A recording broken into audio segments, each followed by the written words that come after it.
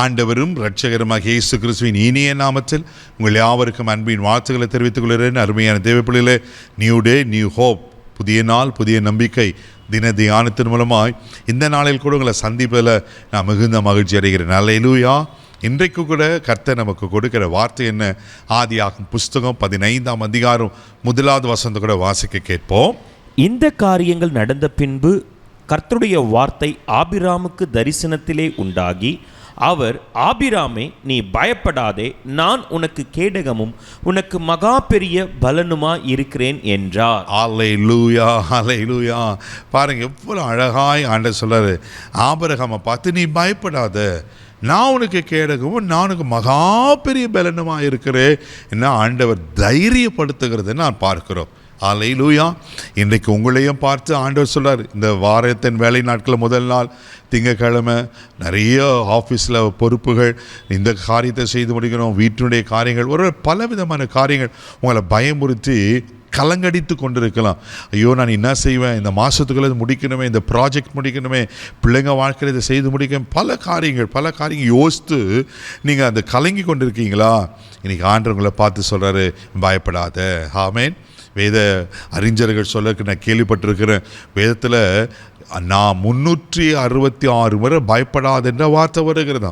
அப்படின்னா லீஃப் இயரோடு சேர்த்து 366 நாட்கள். அப்படின்னா ஒவ்வொரு நாளும் ஆண்டவர்களை பார்த்து தைரியப்படுத்துகிற, பயப்படாத. பிரச்சனை இருக்க தான் செய்யும், போராட்டம் இருக்க தான் செய்யும், பலவீனம் இருக்க தான் செய்யும், பலவிதமான சத்துருகள் தாக்குதல் இருக்க தான் செய்யும். ஆனால் நான் உன்னோடு கூட இருக்கிறேன், நான் உன்னை பலப்படுத்துவேன், நான் உன்னை பிரச்சனை விடுவிப்பேன். எவ்வளோ நல்ல ஆண்டவரில் இன்னைக்கு ஆண்டவர் சொல்கிறாரு, பயப்படாது, நான் உனக்கு கேடகம்னா என்னதுங்க?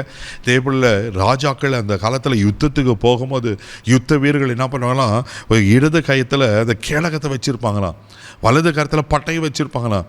எதிராளிகள் அம்புகள் விடும்போது, பட்டைய தாக்குதல் வரும்போது இந்த கேடகத்தை பிடிச்சு என்ன பண்ண அதை தடுத்துருவாங்களாம். அல்லேலூயா. அப்போது எதிராளுடைய அம்புகள் இருதயத்தை தாக்காதபடிக்கு அதை பாதுகாத்து கொள்ளும். ஆமென். ஆண்டவர் சொல்கிறாரு, நான் உனக்கு கேடகமாக இருக்கிறேன். எவ்வளோ உனக்கு விரோதமாய் அம்புகள் வந்தாலும், சத்துருக்கள் எய்தாலும், சத்துருக்கள் போராடினாலும், துன்பங்கள் வந்தாலும், போராட்டங்கள் வந்தாலும், பலவீனங்கள் வந்தாலும், சோர்வுகள் வந்தாலும், நான் உனக்கு கேடகமாக இருந்து நான் உன்னை பாதுகாப்பேன். அல்லேலூயா. எவ்வளோ நல்ல ஆண்டவர் பாருங்க. அவர் நமக்கு கேடகமாக இருக்கிறாரு.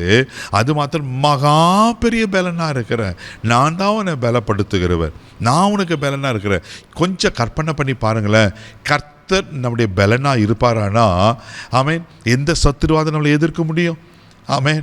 எந்த மனுஷரை அதை எதிர்க்க முடியும்? அவர் பலத்தினால ஆமென் எதிராளிகளை ஒன்றுமில்லாத ஆக்கி போடுவார்ல.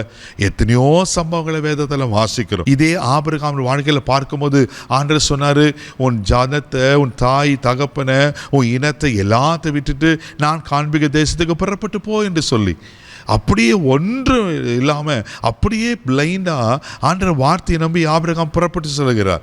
பாருங்க, 75வது வயசுல ஆண்டவர் வாக்கு பண்றார், உன் சந்ததியை வானத்து நட்சத்திரங்களை போல கடற்கரை மணலத்தனை பெருக பண்ணுவேன்னு.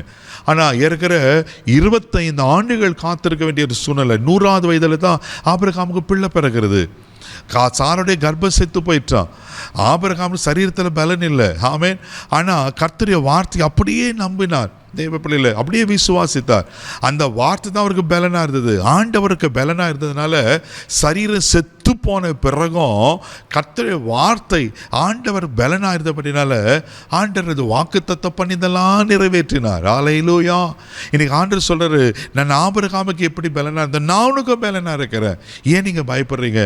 நான் உன்னை பலப்படுத்தி உனக்கு சகாயம் பண்ணுவேன் என்ன ஆண்டவர் சொல்லுகிறார். தேவ பிள்ளைகளே, அவர்களுக்கு கேடகமா, அவர்களுக்கு பலனாக இருக்கிறார்.